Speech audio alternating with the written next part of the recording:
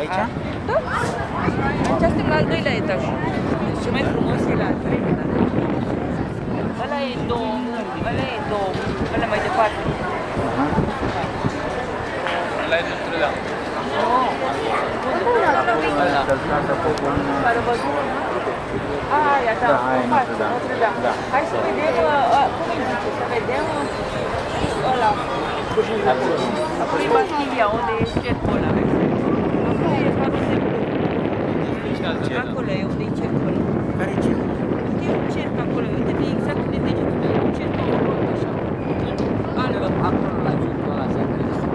Vezi un castel mare așa acolo. E un castel, nu așa, acolo e castel. Să vedem unde ăsta e.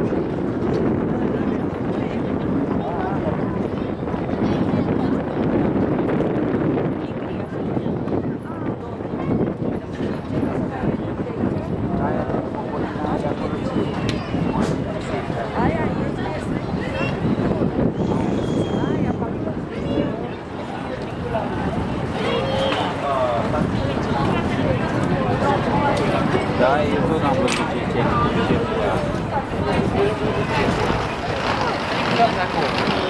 Uite-te unde e strada.